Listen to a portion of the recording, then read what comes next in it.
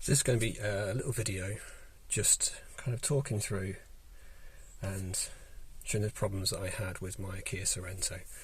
So this is a Kia Sorento, it's 2006, it's four-wheel drive, manual, the 2.5 litre engine, and it's 170 brake horsepower version of it. Now, I took this off the road because I had some problems with the four-wheel drive system, and there's horrendous clunking sounds from the front whenever it kicked into four-wheel drive or you put it into low drive mode, which if you've got the model that I have, down the dash you'll be able to change it from auto and to low, so it automatically senses when the front wheels are going to spin up and also it loses traction in the rear, and it kicks in the front wheel drive.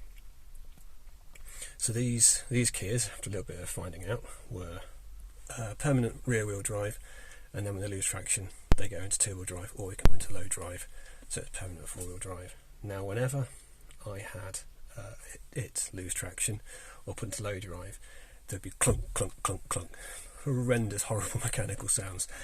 So I tried to avoid it at all costs, and I didn't know what was happening. Now, I'm not a mechanic, I'm not professed to be a mechanic. This is just from kind of looking at the limited forum stuff out there and having a play with it myself to see if I could figure out what the problem is and solve it, which I think I've done. So it's a combination of a few things. There's a transfer box in the middle, which I'll show you in a bit, which goes, obviously takes your prop shafts to the rear and to the front to do differentials. You've got a front diff and your rear diff. Now what I've done is change the fluids on all of them, which is theoretically easy. I had a few problems, which I'll talk about in a sec. So back to initial problems. So I had that clunking sound, and I also had some kind of what sounded like prop noises around 50 odd miles an hour. Didn't sound particularly healthy, and I didn't like it. Forum stuff, there's a few bits and bobs out there, but what they're saying, they would say things like if there's tyre sizes, if there's different wear at the front to the rear, it could also set off the sensors and put it into four-wheel drive. I wasn't really happy with that explanation, because if it was going into four-wheel drive, it shouldn't clunk. It shouldn't make a horrible, horrible sound. It sounded like, you know, things were doing things they shouldn't, or hitting things they shouldn't be. So I also saw the people kind of replacing transfer boxes or getting them reconditioned because they thought a transfer box was the kind of the culprit here. Now transfer boxes, eBay, £200 to £300 for a used one. Reconditioned, probably 3 times that. If you go to Kia, it's you know, 4 figures. I don't really want to take out a transfer box just yet. I'd rather try and do an easier fix before having to do that. I've never done that before, but having looked at it, I think it seems fairly doable. It's just, you know, take off the prop shafts, drop it out, put another one back in. So I want to look at the fluids first and replace all the differential fluid and the transfer box fluid, which we'll go and have a look at now. Actually, before we do that, I shall just talk through a way of stopping the noise. So the four-wheel drive system is controlled by a fuse, which is down by your driver's side, footwell on the right hand side. So you take off this panel here and look for fuse number 14, I think it is. So fuse 14 is the TCCS, which I think is probably related to the traction control system. So if you take that fuse out, it stops it from being four-wheel drive. So it can only have rear-wheel drive, and that's it. So if it goes into, if it tries to sense something there, it doesn't do it, it doesn't bring in your front-wheel drive. Now that stopped my clunking sounds, which is great, but removing that fuse means you've got an array of dashboard lights come up. You don't know what you've lost in terms of braking and ABS. You've only got rear-wheel drive, and if you want to use your car as it should, I use this as a bit of a workhorse. I want it to be four-wheel drive, so I know that it can safely go on kind of rough ground and grass. But that's one way of getting rid of that horrible sound. So that kind of told me it was less of the rear and more of the front.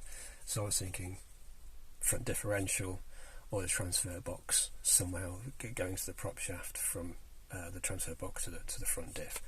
But that's one way, so taking that fuse out. But it's also a way that when I put it back together, I knew how I cured it.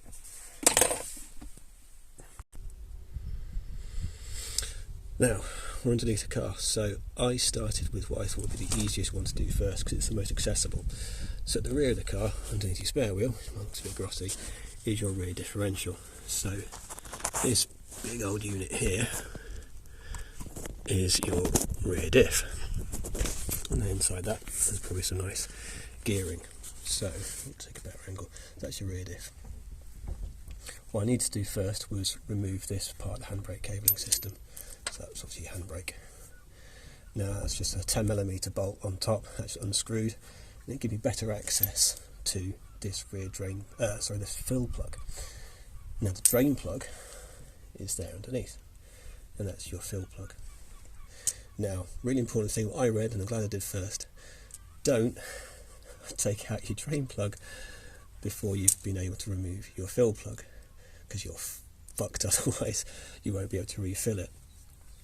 And what I found was this was really difficult to get off. Now, I think Kia said that's 24mm and that's 23. So I had sockets on here, couldn't get it off. You can probably see there's some slight rounding on here, and I was really worried about rounding this thing off, because then I'd be screwed and not be able to do it. So I had cleaned it up. I put Bulldog BDX on it, which is fantastic at penetrating. No effect, couldn't get it off. I used a butane torch. Again, no effect. Did this over several days of penetrating fluid, heating up, trying to crack it off. Nothing. Got a 2-foot breaker bar on it, couldn't get it off at all. Eventually did with an impact driver, which I'll show you in a sec. And it came straight off. So I had that off, cracked the bottom one. Bottom was much easier, came off using a hand socket, and then just refilled with, I think it's one and a bit litres of the differential oil, which is in the manual, and that one's filled up. And because it's got great access, you can fill it up from the bottle, which is fantastic. Less so with the others. So just showing you some of the stuff I had to go through. I mentioned Bulldog BDX, brilliant stuff. So I used that. Use cleaning tools to get it all off. I did buy some spanners, 23 and 24mm, but they didn't really work. It just wouldn't get the leverage on it. Used a breaker bar, nothing, couldn't get it off.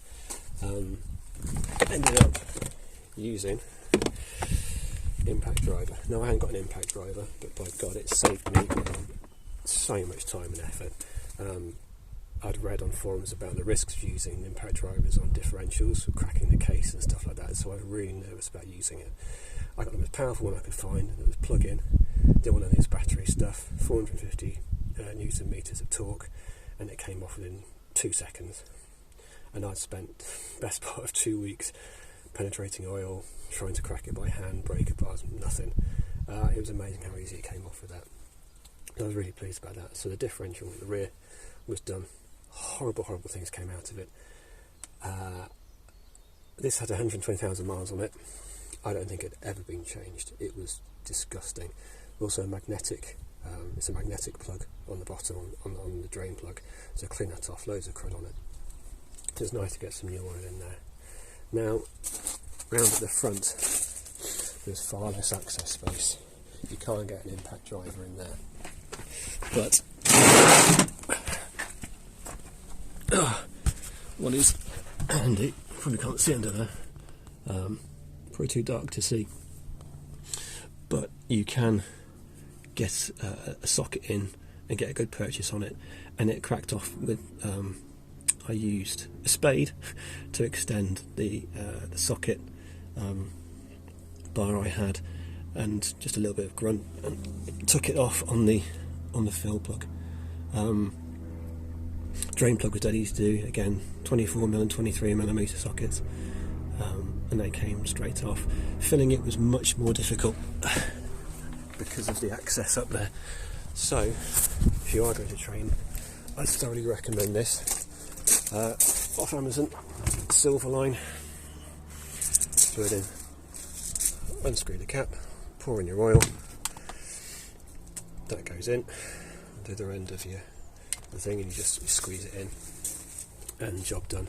Again, slightly less I think on the front than the rear diff, so about 1.3 litres of differential oil went in there, and that was done. Transfer box, slightly different. Now the transfer box is a bit of an odd one, so I've got it jacked up.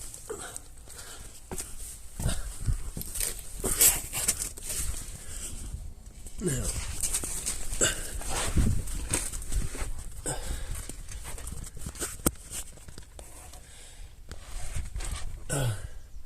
see, this is the transfer box here, and at the front of this picture you can see a round thing, and that round thing, I can't get away with it, this is a stabilising thing or something to do with vibration. Basically it weighs a ton and you need to take it off, because behind that is the fill plug. The drain plug, as you can see there, drain plug is on, I think it's just on the socket. So as in it's a 1/4 inch. You just plug it straight in without a socket on it. So just the tool to the socket driver, as it were, just flips straight in there, and that came off really easily. But the fill one is hiding higher than this and above it. So it's 4 14mm bolts. They weren't too easy. They weren't too hard to take off. So 4 of those, and there's 2 the other side, and drop straight off. Make sure your head's not in the way, because that's surprisingly heavy. I didn't realise how heavy it was going to be. And once that's off, you can take out the fill plug. Again, easily fills up with the right differential or the transfer box fluid.